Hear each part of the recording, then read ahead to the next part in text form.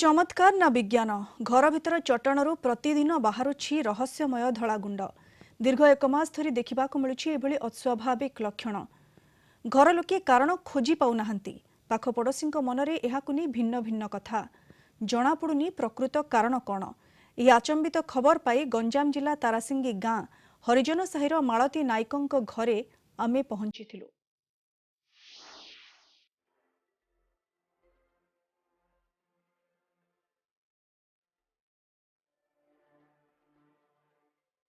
चटाण उपरे बसी जाउछि धଳାଗୁଣ୍ଡର परस्त किए कहुछि विभूति आउ किए कहुछि पाउंस गुंड एभली अस्वाभाविक दृश्य देखिबाकु मिलिछि गंजाम जिला तारासिंगी गाँ हरिजन साहिरे रहुथुबा मालती नायकों घरे।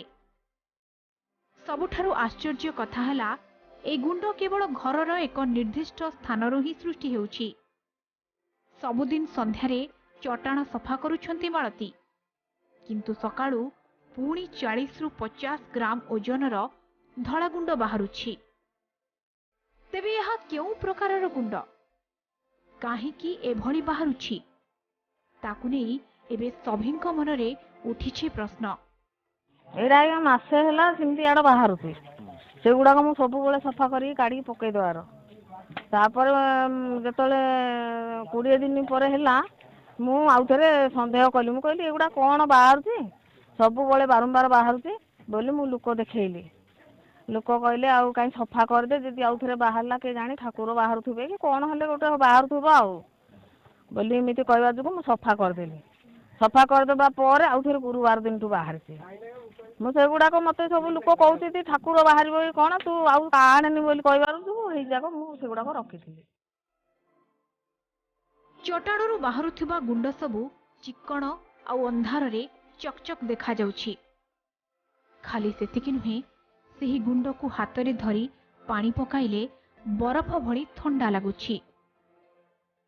पड़ोशी लोके एहाकु अलौकिक घटना बोली कहउछंती।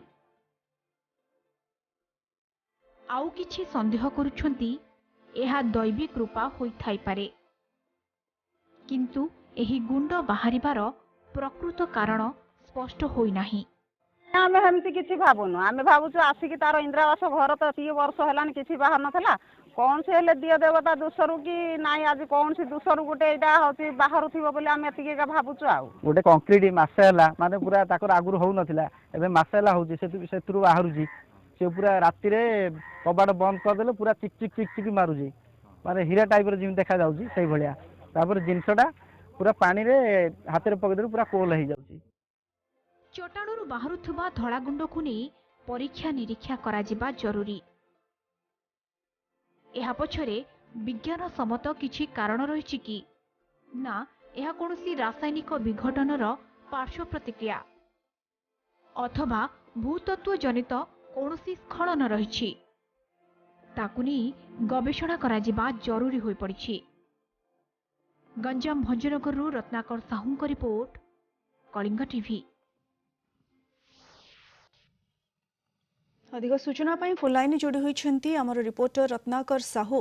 रत्नाकर आपण ग्राउंड को जाइए स्थिति मध्य परखी थे ये प्रकृत में सत कौन ये चमत्कार किछि लोक कहउछंती किछि लोक विज्ञान कहउछंती याकु नहीं किछि परीक्षा निरीक्षा हेलानी कि वर्तमान सुधा एलिना देखंतु गंजाम जिला जो रही तारसिंग थाना अंतर्गत तारसिंग गाँव हरिजन साहिर एभली घटना प्रथम आमको कलिंग टीवी को प्रथम गाँव लोक मैंने एवं संपृक्त परिवार जी रही मालती नायक सी आमको खबर देते ये घटनाटी गत प्राय 1 मास है आरंभ होती किंतु दिन जी गढ़ुची लोकों भितर गोटे आशा एवं आशंका से बढ़िबारे लगी एपरिक कहुपर लोकों भितर किसी अलौकिक शक्ति किंबा जो दैवी शक्ति कृपा रही जहाँ लोक विश्वास कर आम घटना समय आम जो देखिलु निहाती भाव आम सामने से जो रही धଳାଗୁଣ୍ଡ गुड़िक निर्दिष्ट घर चट्टाण भीतर जो निर्दिष्ट 1 वर्ग फुट स्क्वायर भितर जहाँ रही से निर्दिष्ट स्थान ही उक्त धଳାଗୁଣ୍ଡ गुड़िक बाहर କିନ୍ତୁ ଧଳା ଗୁଣ୍ଡ ଗୁଡିକର ଗୋଟେ ବିଶେଷତ୍ୱ ରହୁଛି, ତାକୁ ଯେତେବେଳେ ଆମେ ହାତରେ ଧରିଥିଲୁ ଏବଂ ହାତ ପାପୁଲିରେ ରଖିଥିଲୁ ଏବଂ କିଛି ପାଣି ପକେଇଥିଲୁ, ସେତେବେଳେ ଧଳା ଗୁଣ୍ଡଟି ବରଫ ଭଳି ଥଣ୍ଡା ଅନୁଭୂତ ଆମକୁ ହଉଥିଲା ଏବଂ ଆମେ କିଛି ସମୟ ଅପେକ୍ଷା କରିବା ସମୟରେ ମଧ୍ୟ ଗୋଟେ ଘଣ୍ଟେ 2 ଘଣ୍ଟା ପରେ ମଧ୍ୟ ଅଟୋମେଟିକ ବାହାରୁଥିବାର ଆମେ ଯାହା ଦେଖିଲୁ। ତେବେ ଆମେ ଯାହା ପ୍ରତିକ୍ରିୟା ନେଉଥିଲୁ ଏବଂ ସମ୍ପୃକ୍ତ ପରିବାର ଯିଏ ରହିଛନ୍ତି ମାଳତୀ ନାୟକ, ସିଏ ଆମକୁ ଯାହା ପ୍ରତିକ୍ରିୟା ଦଉଥିଲେ, ପ୍ରତିଦିନ ସକାଳେ ସିଏ ସଫା କରନ୍ତି ଏବଂ ତା ପରଦିନ କିମ୍ବା ସନ୍ଧ୍ୟାରେ ପୁଣି 40 ରୁ 50 ଗ୍ରାମ ଧଳା ଗୁଣ୍ଡ ବାହାରୁଛି। ଏହାକୁ ନେଇ ନିହାତି ଭାବରେ ଗୋଟେ ଆଶଙ୍କା ଏବଂ ଗୋଟେ ବିଶ୍ୱାସ ମଧ୍ୟ ତିଆରି ହେଉଛି। ତେବେ ଏ ଦିଗରେ କୌଣସି ପ୍ରକାର ଯଦିଓ ଲୋକଙ୍କ ପାଖରେ କୌଣସି ବିଶେଷଜ୍ଞ ଟିମ୍ କିମ୍ବା କୌଣସି ୟା ଉପରେ ଧାରଣା ଥିବା କୌଣସି ଟିମ୍ ପହଞ୍ଚି ନାହାନ୍ତି, ତେବେ ସେହି କାରଣରୁ ସ୍ଥାନୀୟ ଲୋକଙ୍କ ଭିତରେ ରତ୍ନାକର ପ୍ରଶାସନିକ ସ୍ତରରେ କାହାରିକୁ ବି ଏନେ ଖବର ଦିଆଯାଇଛି କି ତାଙ୍କ ନିକଟରେ ଖବର ଅଛି କି ଏନେ? ହଁ, ଏ ସଂକ୍ରାନ୍ତରେ ପ୍ରଶାସନିକ ସ୍ତରରେ କୌଣସି ପ୍ରକାର ଖବର ବର୍ତ୍ତମାନ ସୁଦ୍ଧା ପହଞ୍ଚି ପାରିନାହିଁ ଏବଂ ଆମେ ମଧ୍ୟ ଗତକାଲି ଯେତେବେଳେ ଖବର ସଂଗ୍ରହ କରିବା ପରେ ଆମେ ମଧ୍ୟ ତା ପ୍ରତିକ୍ରିୟା ନେବାକୁ ଯୋଗାଯୋଗ କରିଥିଲୁ, କିନ୍ତୁ ସମ୍ଭବ ହୋଇପାରିନାହିଁ। କିନ୍ତୁ ବର୍ତ୍ତମାନ ସୁଦ୍ଧା ସେ ଘଟଣା ଯେତେବେଳେ ଜଣା ପଡ଼ିଲା, ସେ ସ୍ଥାନରେ କୌଣସି ପ୍ରକାର ପ୍ରଶାସନିକ ଅଧିକାରୀ କିମ୍ବା ସେ ସଂକ୍ରାନ୍ତରେ ଧାରଣା ଥିବା ବିଶେଷଜ୍ଞ ଟିମ୍ କୌଣସି ପ୍ରକାର ପହଞ୍ଚି ପାରିନାହାନ୍ତି। ଏଲିନା, ମୁଁ ଏଠି ଆପଣଙ୍କୁ ଆଉ ଗୋଟେ ସୂଚନା ଦେବାକୁ ଚାହିଁବି। ବିଶେଷ କରି ଅତୀତରେ ଗଞ୍ଜାମ ଜିଲ୍ଲାର ବିଭିନ୍ନ ଗ୍ରାମାଞ୍ଚଳରେ ଯୋଉ ରହିଛି ଅଲୌକିକ ଘଟଣା, ନିମ୍ବ ଗଛରୁ କ୍ଷୀର ବାହାରିବା, ଗଛରୁ ରକ୍ତ ବାହାରିବା ଏବଂ ବିଭିନ୍ନ ସମୟରେ ଯୋଉ ରହିଛି କୌଣସି ଲୋକ କୌଣସି ଗାଁରେ ଏକାଧିକ ଲୋକଙ୍କ ମୃତ୍ୟୁ ହେଲେ ଲୋକଙ୍କ ଭିତରେ ଗୋଟେ ଭୌତିକ ଘଟଣାକୁ ନେଇ ସନ୍ଦେହ ସୃଷ୍ଟି ହୁଏ, ଗୁଣିଗାରେଡ଼ି ଭଳି ଘଟଣା ସୃଷ୍ଟି ହୁଏ ଏବଂ ନିମ୍ବ ଗଛରୁ କ୍ଷୀର ବାହାରିବା, ଏହା କୌଣସି ଦୈବିକ ରୂପରୁ ଯୋଉ ଗୋଟେ ମାନସିକତା ଲୋକଙ୍କ ଭିତରେ ସୃଷ୍ଟି ହୁଏ। ଏହାକୁ ନେଇ ବିଭିନ୍ନ ସମୟରେ ଯେତେବେଳେ ଘଟଣା ଘଟିବ, ସେତେବେଳେ ପରବର୍ତ୍ତୀ ସମୟରେ ସ୍ଥାନୀୟ ବୁଦ୍ଧିଜୀବୀ ହୁଅନ୍ତୁ, ସମାଜସେବୀ ହୁଅନ୍ତୁ, ପ୍ରଶାସନିକ ଅଧିକାରୀ ହୁଅନ୍ତୁ, ସେ ସମୟରେ ଲୋକଙ୍କୁ ବୁଝେଇବା ଆରମ୍ଭ କରିଥାନ୍ତି। କିନ୍ତୁ ଘଟଣା ଯେତେବେଳେ ଆରମ୍ଭ ହୁଏ, ଏହାର ପ୍ରତିକାର କିମ୍ବା ନିରାକରଣ ବ୍ୟବସ୍ଥାରେ କୌଣସି ପ୍ରକାର ବର୍ତ୍ତମାନ ସୁଦ୍ଧା ବ୍ୟବସ୍ଥା କରାଯାଇ ନାହିଁ କିମ୍ବା ପ୍ରଶାସନିକ ସ୍ତରର ଅଧିକାରୀମାନେ କୌଣସି ପ୍ରକାର ପହଞ୍ଚି ପାରିନାହାନ୍ତି। ରତ୍ନାକର, ଯାହା ଘରୁ ଇଏ ଧଳା ଗୁଣ୍ଡ ବାହାରୁଛି ମାଳତୀ ନାୟକ, ସିଏ ବର୍ତ୍ତମାନ ଭୟ କରୁଛନ୍ତି କି କିଛି ଅନ୍ଧବିଶ୍ୱାସର ସେ ବଶବର୍ତ୍ତୀ ହେଉଛନ୍ତି କି କିଛି ଅଲୌକିକ ଘଟଣା ଚିନ୍ତା କରୁଛନ୍ତି ନା ୟା ପଛରେ ସେ ଭାବୁଛନ୍ତି କି କୌଣସି ଗୁଣିଗାରେଡ଼ି ସନ୍ଦେହ କରୁଛନ୍ତି କି ଭୟ କରୁଛନ୍ତି କି ସେ?